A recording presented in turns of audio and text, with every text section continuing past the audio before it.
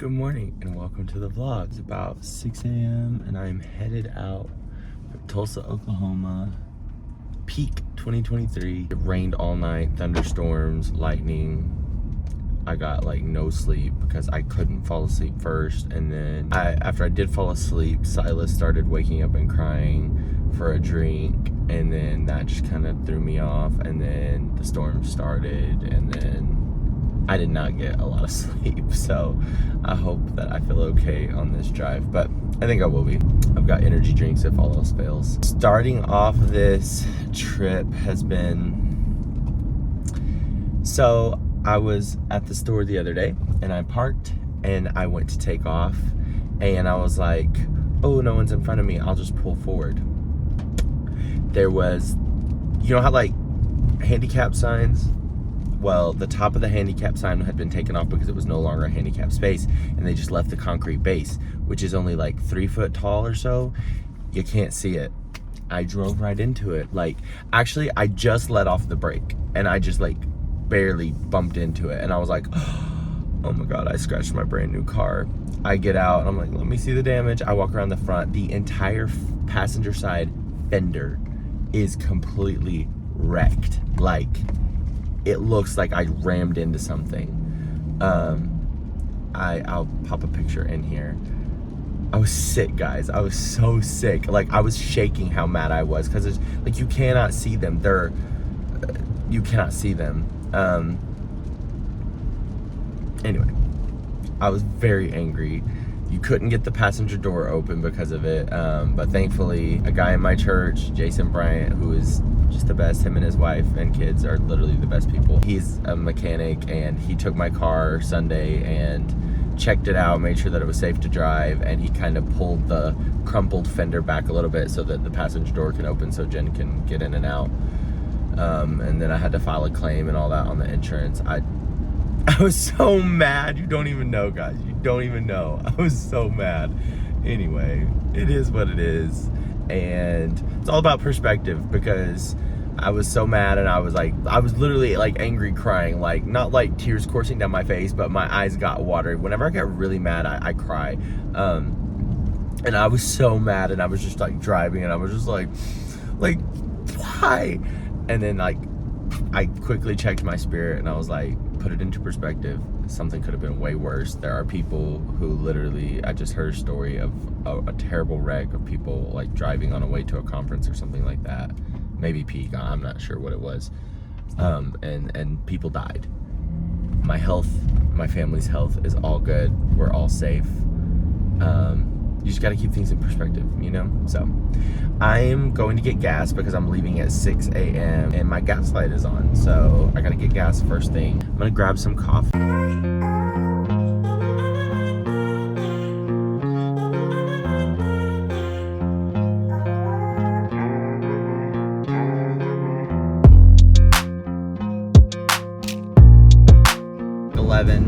Update. I have Jen's ID. Jen is supposed to get on a flight tomorrow morning to fly to Tulsa to meet me, and I have her ID. So we kind of don't know what's gonna happen. Basically, we looked online, and it's a common thing. People lose their IDs on trips. They get stolen, and it says you'll most likely be allowed to fly if you can prove you are who you say you are. I'm able to send her pictures of her ID. She has like social security, birth certificate, voter registration, credit card, all these things in her name. She should be able to prove who she is to TSA. But let me tell you, this is stressful. I got on the phone with TSA and with the airport, and we figured this out. Well, I figured it out. She's freaking out. Y'all know, well, if you know Jen, she freaks out a little bit about stuff. She's an Enneagram 1. If you don't, I don't know if you know about Enneagrams, but Enneagram 1s are a little perfectionist. Like, they need to be in control of everything, and Jen doesn't do well with unplanned things. So it's taken her months to wrap her mind around the fact that she's going to be flying, and now for this to happen last minute. I don't even know how her ID ended up in my wallet. I would never have her ID. I know that we took it to go somewhere because we needed ID, but I don't ever remember putting it in my wallet. There was no reason for me to look in my wallet to think, but clearly it was. So I just hope she can get in the airport and make it. Well, my iPhone just shut off because I've had it on the dash all day and the sun apparently overheated. Whoops. Okay, update. First of all, my voice is well open. I've been warming up for 30 minutes. I've done 30 minutes worth of warm-ups, so I'm good and ready to start hammering in on the songs. I let my voice I didn't get a lot of sleep last night, so I let my voice just rest all this morning. It's about noon. And I've been drinking lots of liquids and just trying to make sure that I'm good and ready.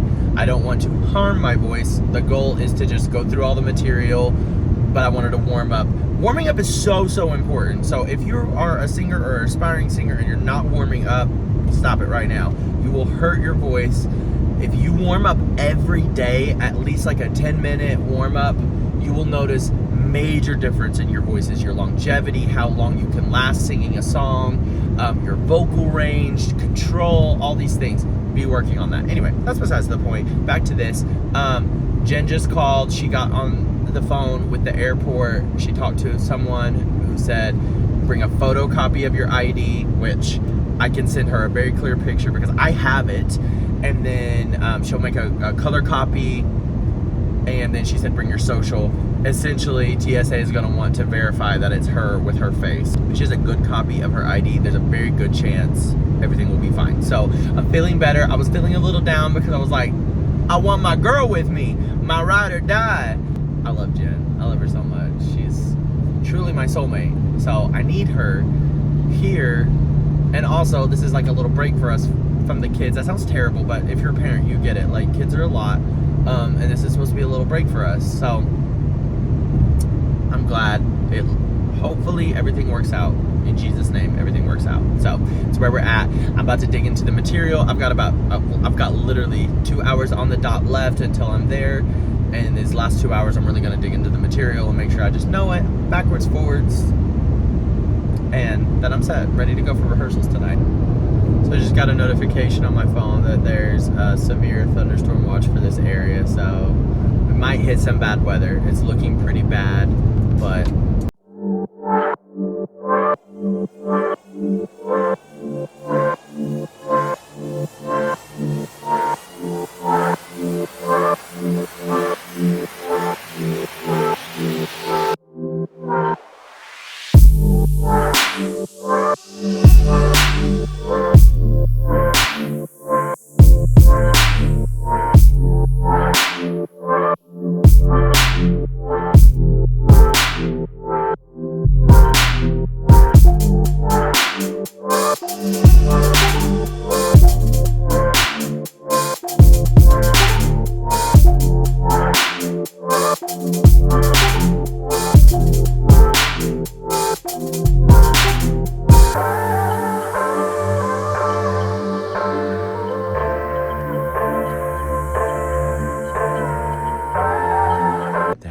shirt selections than what I have at home.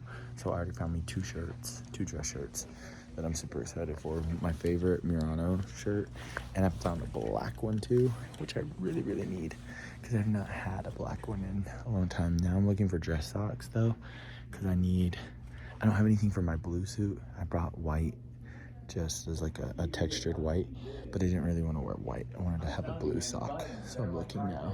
All right, we made it. Hey, about to go check in right now. Listen, y'all, I went to this mall and I just asked Siri where the closest mall was, and it said, I found this one. Is this one good? And I was like, okay. And I went, this place was ghetto. Like, it was almost shut down. Like, literally, there was only like 2 or 3 stores open in it. And like, people were walking around. Like, I'm pretty sure it was just like drug addicts, people tweaking in there.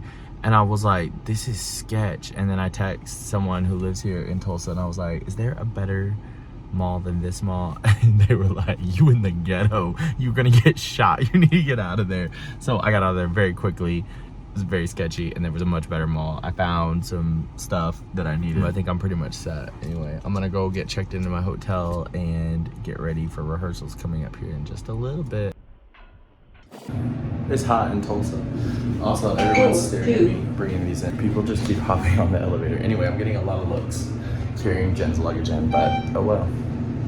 Is what it is. Where's this king of glory? Lord God, strong and mighty. Lord God, strong and mighty. He's the Lord God, mighty in battle. Lord God, He shall follow me forever and ever. So rehearsals are over, and then I just got done eating with my good friend Ryan Jeans.